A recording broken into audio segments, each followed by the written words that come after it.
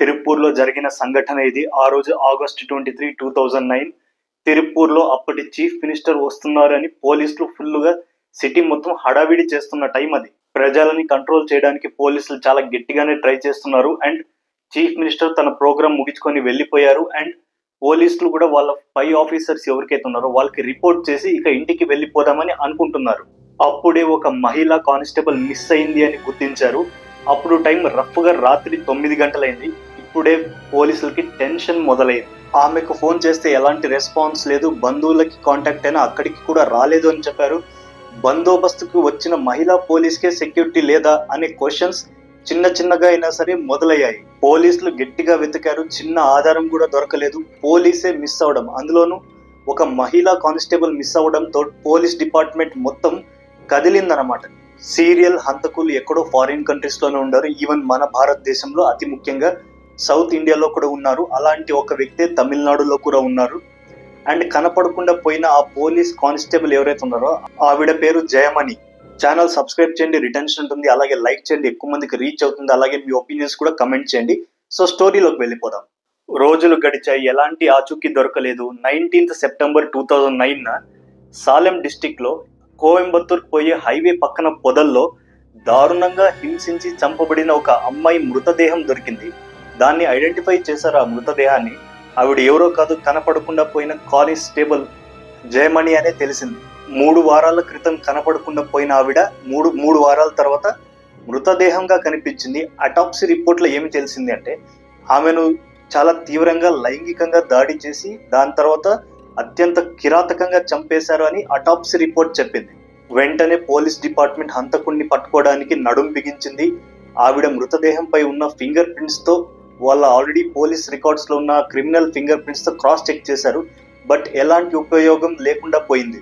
దాదాపు 1 month తర్వాత అంటే 10th October 2009 ఆ హంతకుడు దొరికారు. కోయంబత్తూర్ జైల్లో పెట్టారు. సాలెం కావచ్చు, ధర్మపురి కావచ్చు, ఇలాంటి వివిధ పోలీస్ స్టేషన్ల నుంచి కూడా ఏమొచ్చినాయంటే ఇన్ఫర్మేషన్, ఎలాగైతే జయమణి మిస్ అయ్యి ఎలాగైతే చనిపోయి దొరికిందో అలాంటి సిమిలర్ కేసెస్ ఈ పోలీస్ స్టేషన్ల చుట్టూ కూడా జరిగాయి.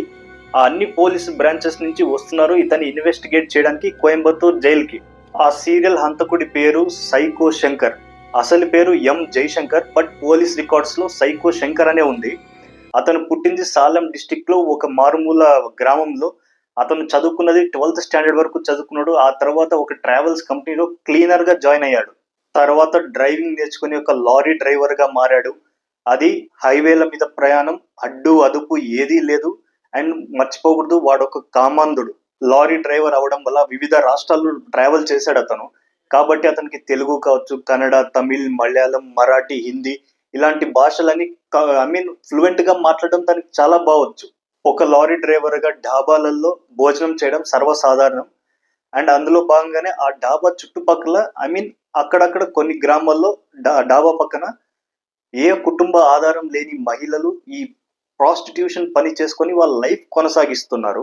అలాంటి వాళ్ళని శంకర్ ఆకట్టుకొని నిర్మానుషమైన ప్రాంతాలకు వాళ్ళని తీసుకువెళ్ళి తన కామ కోరికలని తీర్చుకొని అతి కిరాతకంగా చంపేసేవాడు. అండ్ చంపిన తర్వాత వాళ్ళ దగ్గర ఉన్న నగలు కావచ్చు, డబ్బులు కావచ్చు, అవన్నీ దోచుకొని వెళ్ళిపోయేవాడు. ముందుగానే ఏ అమ్మాయి అయినా ప్రతిఘటిస్తే అపోజ్ చేస్తే వెంటనే వాళ్ళ కంఠం కోసేవాడు అరవకుండా చేయడానికి. అండ్ వాళ్ళు ఆ నొప్పితో రక్తం వస్తున్నప్పుడు బాధతో విలవిల్లాడుతూ నరకం చూస్తుండగా ఆ టైంలో కూడా వీడు వాడి కోరికలు తీర్చుకునేవాడు. ఇలాంటి ఒక క్రూర మానసిక రోగినే మనం సైకో అంటాము. ఈ డీటెయిల్స్ అన్ని పోలీస్ ఇంటరాగేషన్ లో తెలిసింది. ఇంకా చాలా ఇబ్బందికరమైన విషయం ఏంటి అంటే కొన్నిసార్లు వీడు ఆ మహిళల్ని చంపిన తర్వాత కూడా అంటే వాళ్ళ డెడ్ బాడీస్ తో కూడా అదే పని కొనసాగించేవాడు. ఇలాంటి కేసులు తమిళనాడు, కర్ణాటక, మహారాష్ట్రలో ఎక్కువగా జరిగాయి. జరిగిన చోట్ల అన్నిటికీ ఈ సైకో శంకర్ లారీ అనేది ట్రావెల్ చేసింది. ఈ విషయం పోలీస్ ఇన్వెస్టిగేషన్ లో కనుగొన్నారు. అండ్ వీడియోలోకి వెళ్లే ముందు మళ్ళీ ఒక చిన్న రిక్వెస్ట్, ఛానల్ సబ్స్క్రైబ్ చేయండి, లైక్ చేయండి, రిటెన్షన్ ఉంటుంది, రీచ్ ఉంటుంది. వీడియోలోకి వెళ్ళిపోతాం. దారుణమైన విషయం ఏంటి అంటే బిగినింగ్ లో తను ఎవరైతే ఎదురు తిరుగుతారో వాళ్ళని మాత్రమే పీక కోసేవాడు. బట్ మెల్లిగా ఎప్పుడైతే పీక కోసినప్పుడు వాళ్ళు విలవిలలాడిపోవడం, ఆ నొప్పితో ఏడవడం, అరవడం ఇవన్నీ చేసినప్పుడు తనకి తెలియని ఒక హ్యాపీనెస్ వచ్చిందనమాట. సో నెక్స్ట్ టైం నుంచి తను ఏం చేయడం మొదలు పెట్టాడంటే ముందు వాళ్ళని పీక కోసేసి వాళ్ళు విలువిలలాడుతున్నప్పుడు తను తన కామ కోరికలను తీర్చుకోవడం మొదలు పెట్టాడు. ఎక్కడ కూడా తన ఆనవాళ్లు కావచ్చు లేదా తన లారీ ఆనవాళ్లు కావచ్చు ఈ దారుణాలు చేశారని తెలియకుండా ఉండడానికి తను చాలా జాగ్రత్త పడ్డాడు. ఎప్పుడు కూడా తను పట్టుపడలేదు. బట్ పోలీస్ కానిస్టేబుల్ జయమణి కేసులో తను పట్టుపడ్డాడు. అండ్ తనని కోయంబత్తూర్ జైల్లో పెట్టడం, వివిధ జిల్లాల పోలీసులు వచ్చి ఇన్వెస్టిగేట్ చేయడం, అండ్ తీగలాగితే డొంక మొత్తం కదిలింది. శంకర్ కున్న అడ్వాంటేజ్ ఏంటి అంటే తను టార్గెట్ చేసిన వాళ్ళలో మోస్ట్ ఆఫ్ ది విమెన్ వచ్చేసి ప్రాస్టిట్యూట్స్ అన్నమాట. అందువల్ల ఏ ఆధారం లేని వాళ్ళే most of the time prostitution లోకి వస్తారు. కాబట్టి వాళ్ళు కనపడకపోయినా వాళ్ళు అంటే ఎవరు వచ్చి కంప్లైంట్ ఇవ్వరు. ఇచ్చినా కూడా పోలీసులు అడిగే దిక్కు లేదు కదా అని చెప్పి అంత ఇన్డెప్త్ గా అనాలిసిస్ చేసేవాళ్ళు కాదు. సో సైకో శంకర్ రెచ్చిపోవడం మొదలు పెట్టాడు. ప్రధానంగా తన టార్గెట్స్ హైవేల చుట్టూ ఉన్న ప్రాస్టిట్యూట్స్. ఎవరు నన్ను పట్టుకోరులే అన్న ఒక ధైర్యం పెరిగే కొద్దీ ఒంటరిగా వ్యవసాయం చేసే ఆడవాళ్ళు కావచ్చు, ఫార్మ్ హౌస్ లో పనిచేసే ఆడవాళ్ళు కావచ్చు, ఇలాంటి వాళ్ళని టార్గెట్ చేయడం మొదలు పెట్టాడు. ఈవెన్ అర్లీ టీనేజ్ లో ఉన్న చిన్న పిల్లల నుంచి లేట్ ఓల్డ్ ఏజ్ లో ఉన్న 50 years ఉన్న వయసు వాళ్ళని ఏ ఒక్కరిని వదిలేవాడు కాదు. బట్ జయమణి కేసులో ఏమైందంటే ఆవిడ పోలీస్ కానిస్టేబుల్ అవ్వడం, పోలీస్ డిపార్ట్మెంట్ మొత్తం చాలా గట్టిగా వేటాడడంతో వీడు దొరికాడు. 17th March 2011 Dharmapuri fast track కోర్టులో తనని హాజరుపరిచారు క్రిమినల్ ని. అండ్ అక్కడ విచారణ కొనసాగింది. విచారణ కొనసాగిన తర్వాత మళ్ళీ తనని కోయంబత్తూర్ జైలుకి తీసుకువెళ్ళాలి అని ఇద్దరు కానిస్టేబుల్ తో పాటు ఈ సైకో శంకర్ ఎవరుతున్నారో వీళ్ళు బస్ స్టాండ్ లో వెయిట్ చేస్తున్నారు బస్సులో కోయంబత్తూర్ వెళ్ళడానికి. అలాంటి ఒక క్రూరమైన క్రిమినల్ ని, ఒక మృగాన్ని బస్సులో తీసుకువెళ్ళడం ఎంతవరకు కరెక్ట్ అంటారు మీరు కమెంట్ చేయండి. అప్పుడేమో రాత్రి టైం 9:30కి, ఇప్పుడేమో శంకర్ ఏమంటున్నాడు, నేను నార్మల్ బస్సులో రాను, నాకు డీలక్స్ బస్ ఉంటేనే వస్తాను, లేదంటే రాను, లేదా కార్ అరేంజ్ చేయండి పోలీసులది అని. సో కుదరక ఆ ఇద్దరు కానిస్టేబుల్ ఒకరేం చేశారు, డీలక్స్ బస్ ఎక్కడ ఉంది కోయంబత్తూర్కి వెళ్ళడానికి అని సాలెం బస్ స్టాండ్ లో వాళ్ళు వెతకడానికి ఒక కానిస్టేబుల్ వెళ్ళాడు. అండ్ ఆ గ్యాప్ లోనే ఇంకొక కానిస్టేబుల్ కళ్ళు కప్పేసి ఈ సైకో శంకర్ అనే వ్యక్తి పారిపోయాడు. బస్ స్టాండ్ మొత్తం వెతికారు బట్ ఎక్కడ కూడా తను కనపడలేదు. తమిళనాడు స్టేట్ లో అన్ని పోలీస్ స్టేషన్స్ హై అలర్ట్ లో ప్రకటించారు, హైవేస్ పై నిఘా పెట్టారు, బట్ ఎక్కడ కూడా తను దొరకలేదు. శంకర్ కర్ణాటకకి పారిపోయాడు. 4వ తారీఖు మే నెల 2011 శంకర్ కర్ణాటకలోని ఒక మారుమూల గ్రామంలో ఒక ఇంటి దగ్గరికి వెళ్ళి ఒక ఆవిడని ఆకలిగా ఉంది అన్నం పెట్టమని అడిగాడు. ఆవిడ సరే పాపమని జాలిపడి తినక అన్నం పెట్టింది. కానీ ఈ కుక్క బుద్ధి పోనించుకోలేదు.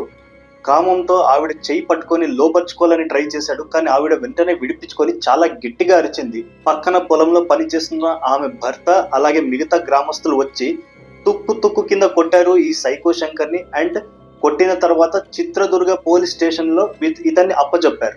ఇంటరోగేట్ చేసి వాడిని బెంగళూరు జైలుకి షిఫ్ట్ చేశారు.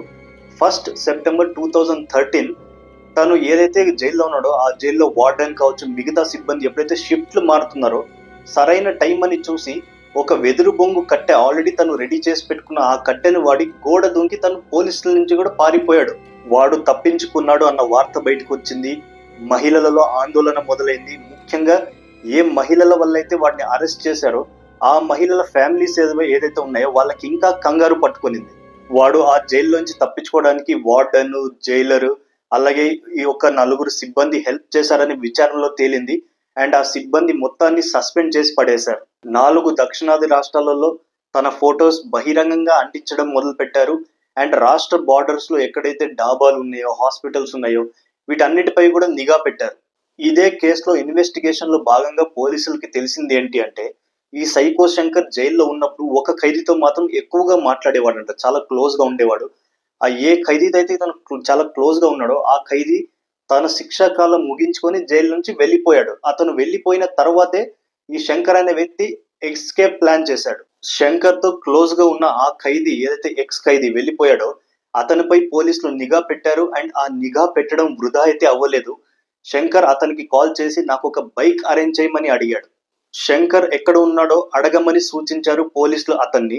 అండ్ అతను ఫోన్ లో అదే క్వశ్చన్ అడిగాడు, నువ్వు ఎక్కడున్నావు అని. తను ఏమన్నాడంటే అదే జైలుకు ఒక 5 kilometers దూరంలో ఉన్న ఒక పాడుపడిన ఇంట్లో నేను దాక్కుని ఉన్నాను అని చెప్పాడు శంకర్.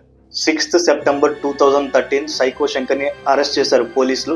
అండ్ ఈసారి తనకి ఫుల్ సెక్యూరిటీతో జైల్లో వేశారు. సీసీ కెమెరాస్ ఉన్నాయి, 24/7 లైట్స్ ఆన్ ఉన్నాయి. తను బయటకు వచ్చిన లోపలికి వెళ్ళిన అట్లీస్ట్ 4 to 5 పోలీసులు తన చుట్టూ ఎప్పుడు ఉండేలా చూసుకున్నారు. 25th February 2018 లో తను మళ్ళీ జైలు నుంచి పారిపోవడానికి ట్రై చేశాడు. బట్ ఈసారి జైల్లోనే తను దొరికిపోయాడు పారిపోవడానికి ట్రై చేస్తూ. అండ్ తనని తీసుకొని వెళ్ళి పనిష్మెంట్ సెల్లో పడేశారు. అండ్ 2 days తర్వాత తన దగ్గరకు వచ్చిన ఒక బార్బర్ ఏదైతే ఉన్నాడో బార్బర్, అతని దగ్గర నుంచి తెలియకుండా ఒక బ్లేడ్ దొంగతనం చేశాడు ఇతను సైకో శంకర్.